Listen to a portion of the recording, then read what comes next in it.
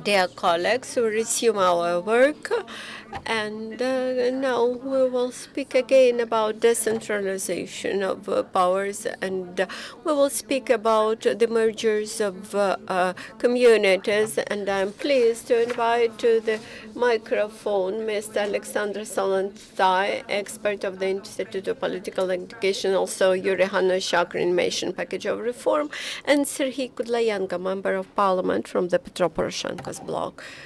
You're welcome, esteemed colleagues. Good afternoon. I'm Oleksandr Solontay, expert of the Institute of Political Education. We believe that the year of 2015 is the best year to launch and to finish the administrative and territorial reform and decentralization reform in Ukraine. For the year, or almost for the year, we have been hearing this word decentralization. Not so much people probably understand it at the beginning, and now many people understand it. We have been following the same scenario which we had after revolution of 2004, where we had two packages of reform, redistribution of powers between the branches, the president, the members of parliament, and the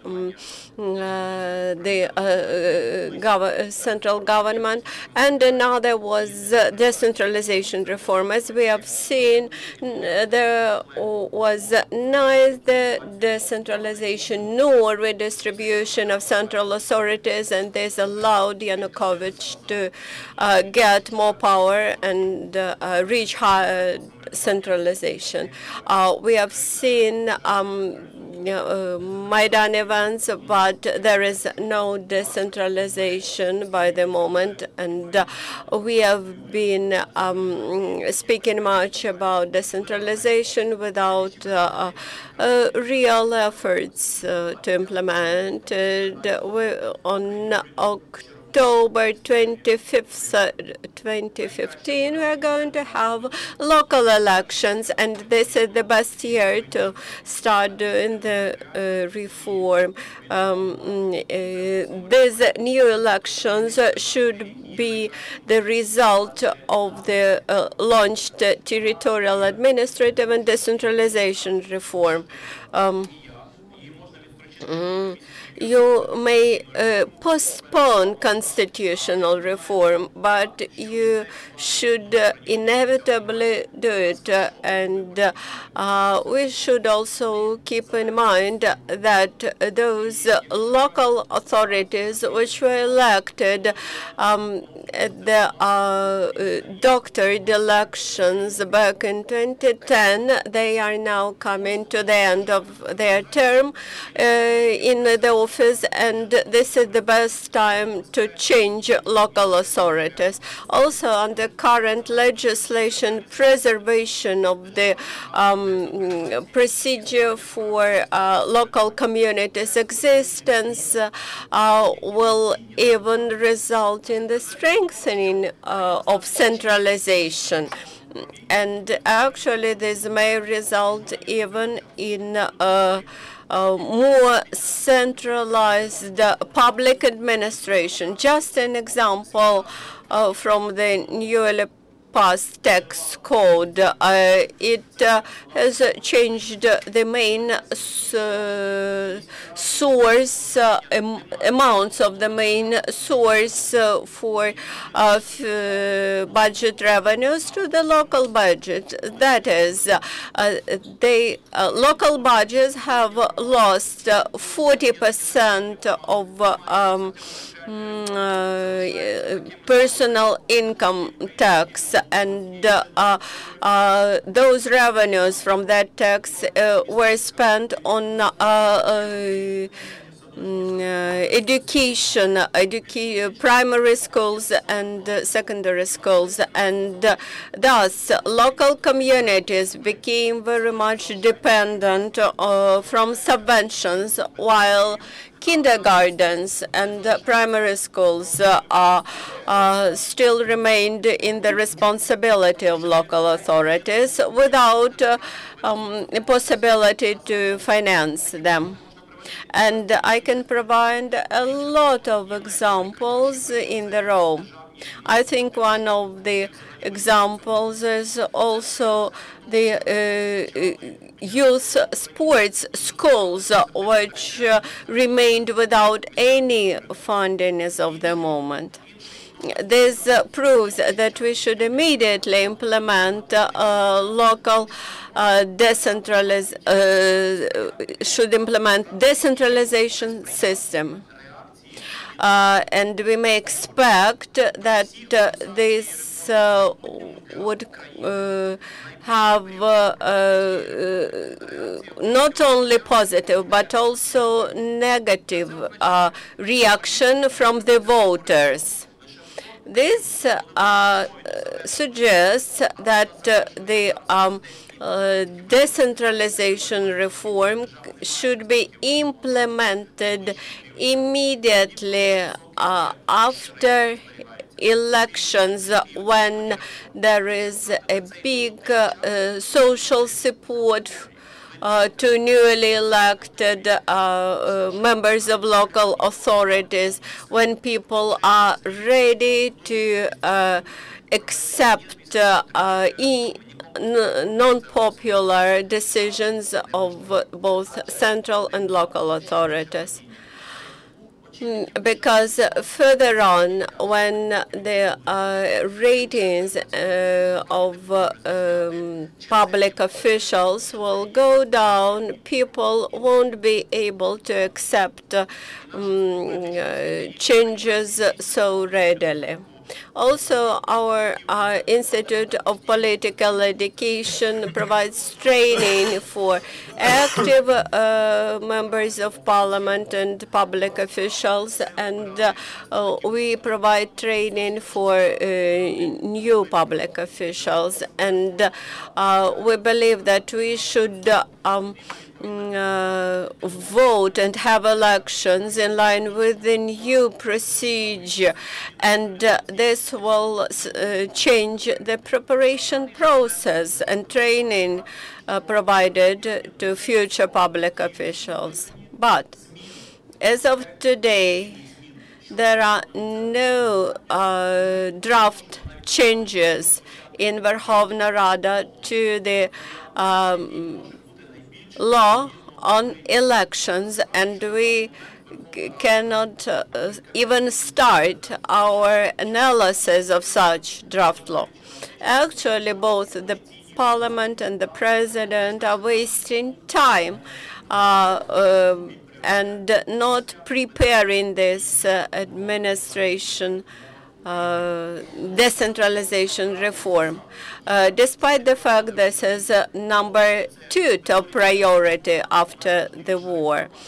And I believe that this is the top priority reform, and the coalition agreement provides that it should be carried out within the first 6 months of this year. While now we do not see any draft laws on the amendments to the Constitution. And in the Verkhovna Rada now we have a draft law providing the voluntary mergers for local communities, and we would like to draw your attention to this law. Народний депутат. Good afternoon, Serhiy Kudlayevko, MP. You know that this topic is extremely important, especially for me. And you know, I have worked and I have an experience of working in the local self-government bodies since 2006.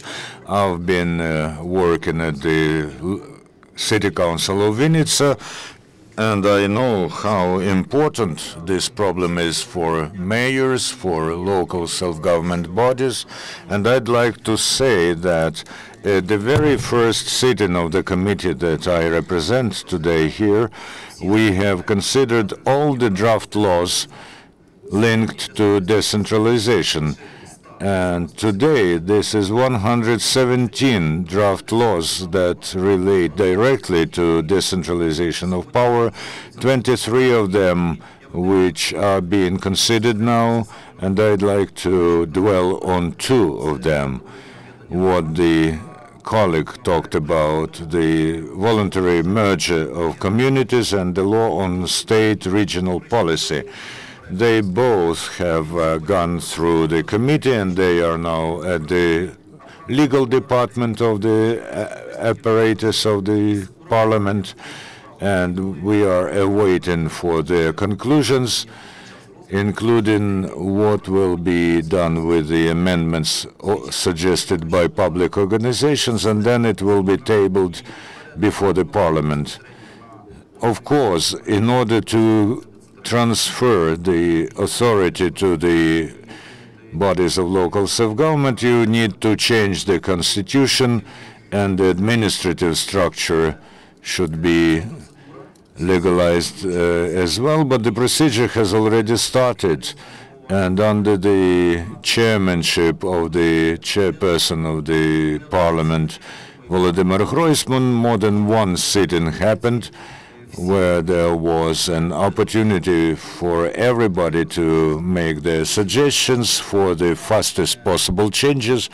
And our mood today is to work rather quickly. We MPs and the fraction of the Petro Poroshenko Bloc, we want to introduce respective changes as soon as possible, and to create an opportunity to elect in the autumn those people who are really respected and will be able to achieve real changes on location. Yuriy Hanushchak, ladies and gentlemen, the decentralization provides for 3 major components: the demarcation of authority between the state and local self-government, which requires amendments to the constitution.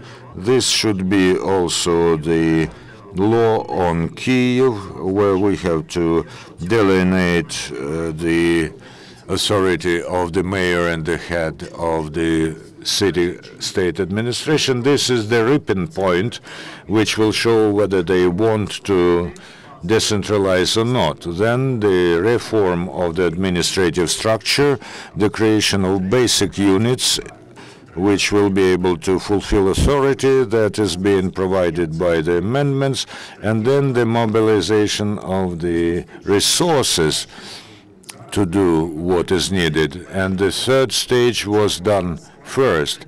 Because this was done, the critical situation has emerged, because we have to catch up with the fulfillment of the next 2 stages, or rather previous 2 stages. As my colleague Solontay has already said, the cities of district significance are now in the void.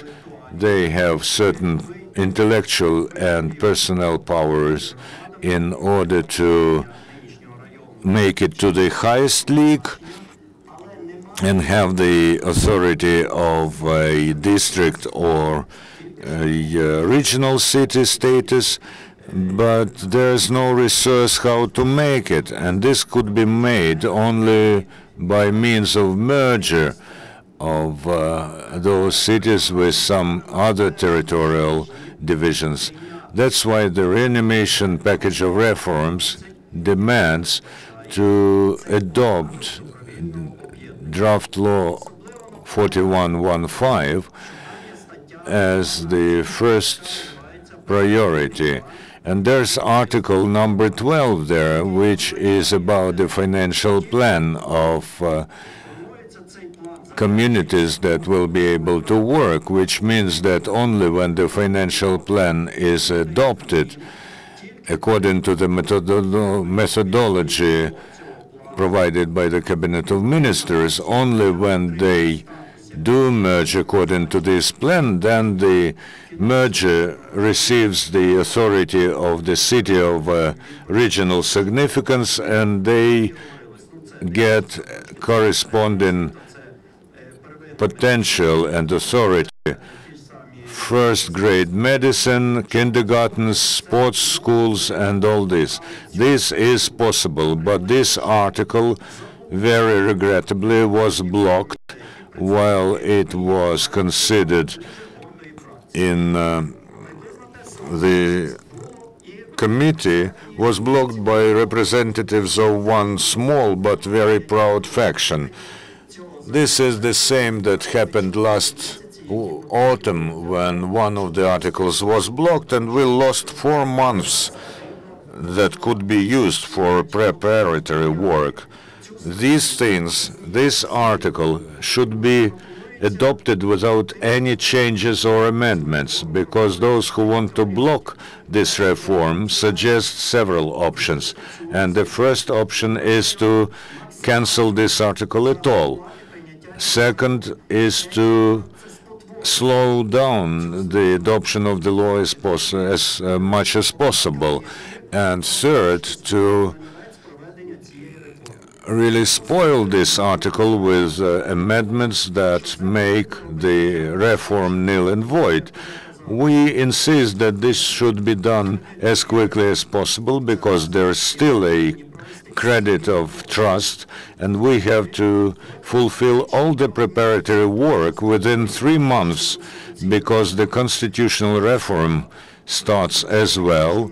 And by the way, if as soon as possible the parliament does not give birth to a law about amendments in the decentralization, the reanimation package of reforms is ready to provide a sufficiently competent and sufficiently elaborated draft law that was checked by the Venetian Commission experts, and we have a guarantee, 100% guarantee, that there won't be a fiasco. We are ready to table this draft law within 2 weeks, as people who cannot calmly watch how they are engaged in the tug-of-war game, the bodies of power. So we think that decentralization is no longer a issue of the official powers. This is the issue of the civil society, because this is the guarantee of the civil society, and the civil society says, you either effect this reform, which makes impossible the usurping power, or we will do this reform. Thank you. Yuriy, any questions to our speakers? ITV TV channel. My question is to all the speakers. What are the advantages of decentralization for the capital, for example? Just briefly.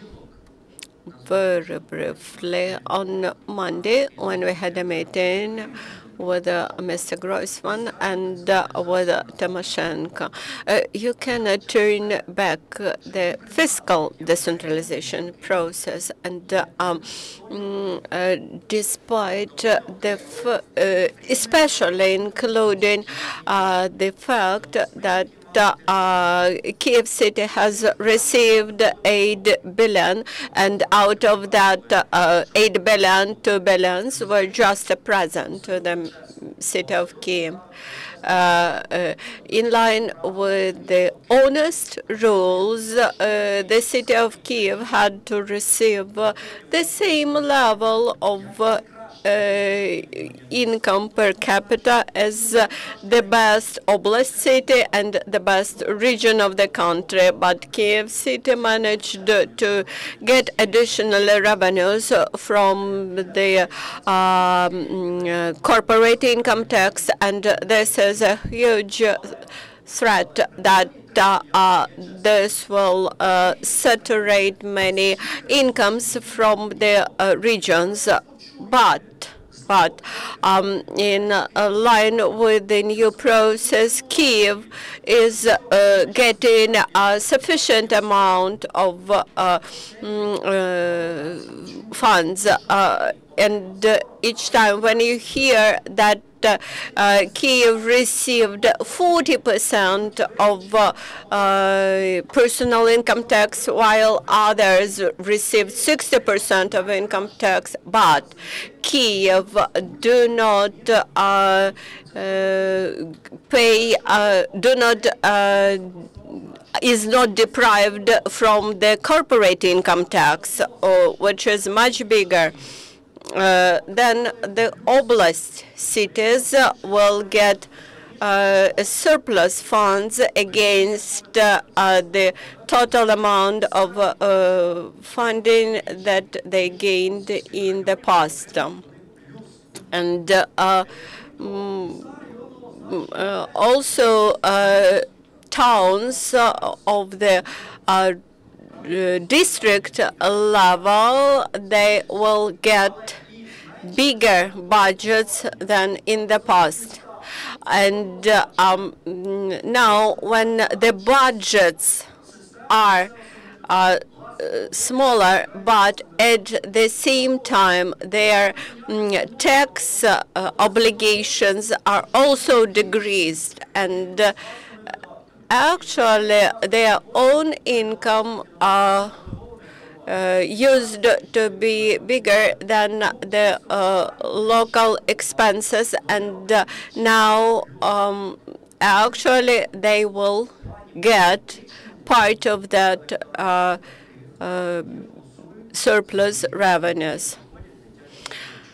And of course, local people who vote for local authorities and local budgets, they vote for those kindergartens. And that's why we say that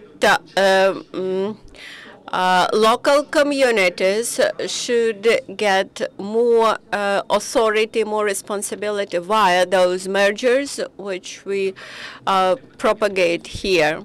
Also, I would like to add to your question about the city of Kiev. Kiev has received the privileges because it is the city and it is the region. It is unique to this end. And also Kiev has 10 heads of the district city administrations, and all those heads are appointed almost by the president. It's not a proper situation. Kiev should have a self-government system, and this self-government system should set example for the residents of our other regions of Ukraine, in Donetsk, in the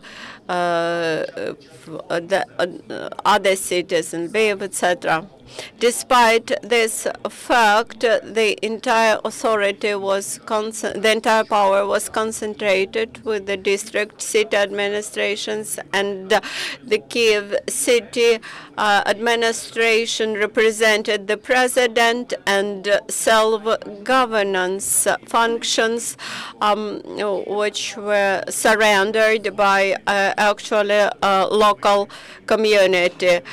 Recently, we saw the revival of elections of the mayor in the city, and this should be backed up with the law on the capital city of Kiev, which will finally separate the mayor's powers from the Kiev city-state administration powers.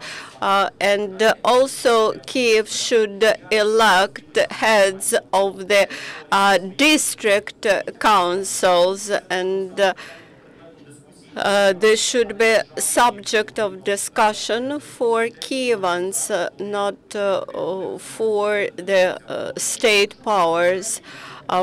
And as of the moment, heads of district state administrations, they are not subordinated to the local population. They are subordinated to the central authorities.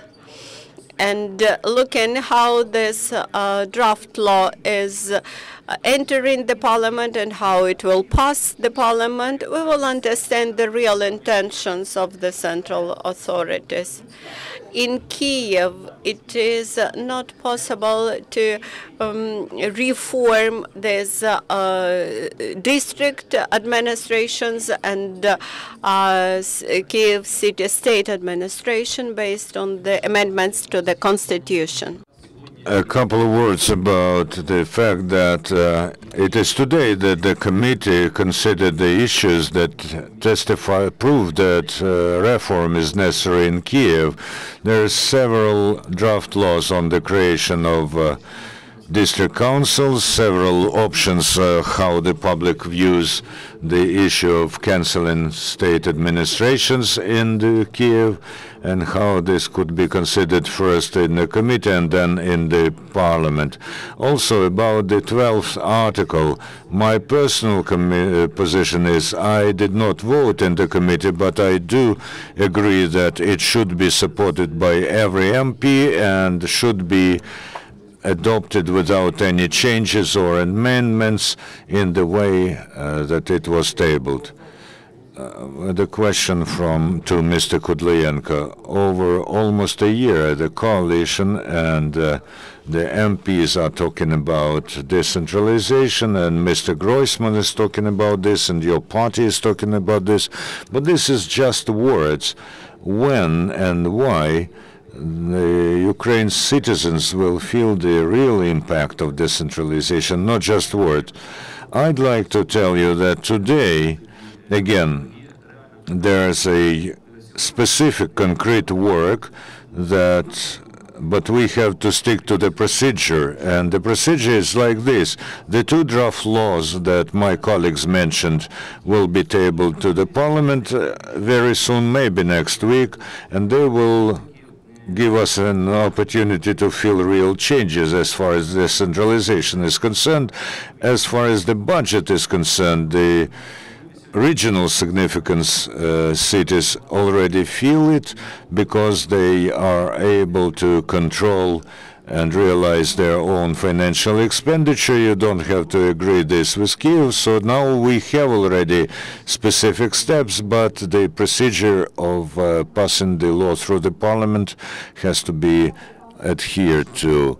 My question is to MP Kudlayevko, what people in the regions will get as a result of this centralization. Of course, they understand this because the problems that they face over the decades of the existence of our independent country have been amassed grossly. And as far as I know, there are respective instructions, and the associations of cities and public organizations are involved. And this is what the colleagues told us. There are already some elaborated documents. There's a need for the will to adopt them. In the regions, people are raising the question when there are clear lobbying groups and stakeholders who are interested. First of all, this is cities independently on their level. This is a progressive business that faces the issue of 2 or even 3 powers levels of authority. When you have to locate some production facilities, there's no land in the city, there is land next to the city, so you have to agree this issue with the city as far as communication is concerned, then with the district, and then with the village. This is very unproductive.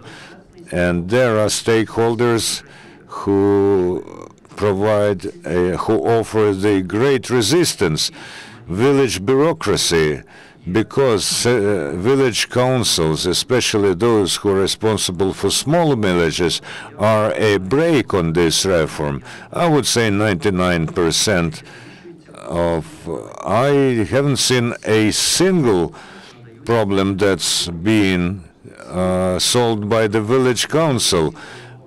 Almost all authority is at the district level, and that's why the lawmaker have passed on this authority to districts, and that's why we see the great resistance on the part of village councils. But I think that country residents, villagers, are really interested in quality services and not in paying for 5, 6, or 9 workers for 800 local council workers for 800 residents. Colleagues, you're saying that everyone is awaiting decentralization.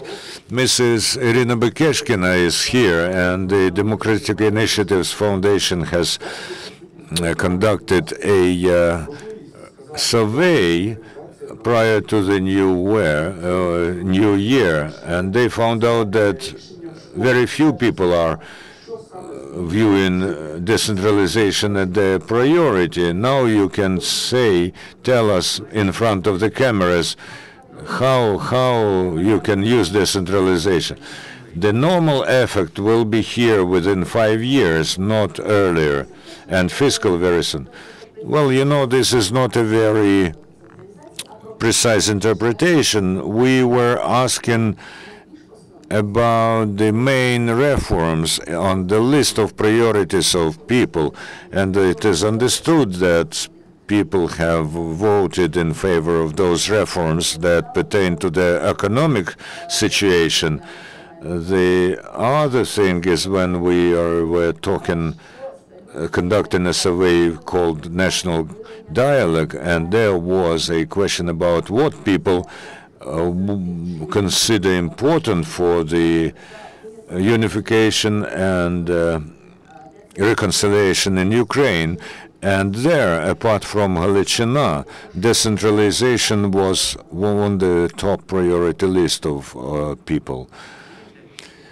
You understand there's just one position. The administrative and territorial reform is a scarecrow, is used as a scarecrow for 10 years. Why? Because any bureaucracy does not love when they are touched upon. They have a very comfortable situation, and the administrative and territorial reform does not at all influence the institutions that provide direct services to people. This is not educational or medical reform.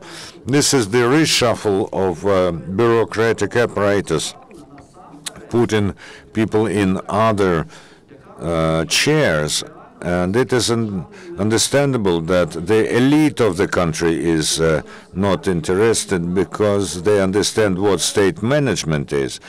But again, it is impossible to organize the resistance of the people during fulfillment of this reform. The entire experience of the administrative and territorial reforms in Eastern and Western Europe is showing that people were expressing their contained satisfaction.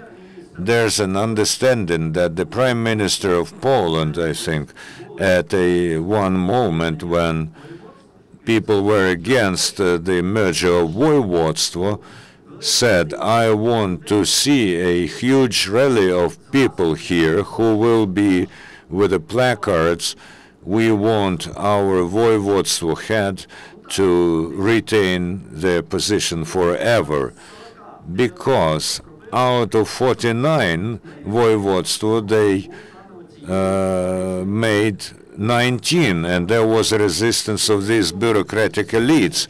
We have the same situation. I think that on the part of the people, there won't be resistance. People need an understanding that services will become better.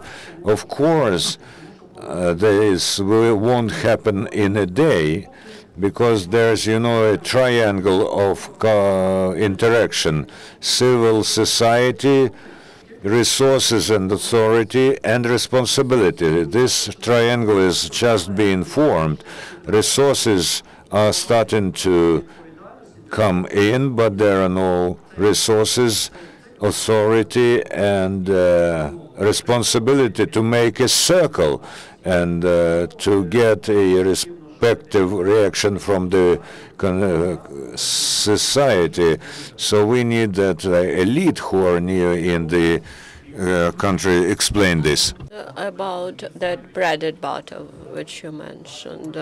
Many towns know, many cities know that when you play to the utilities organizations, and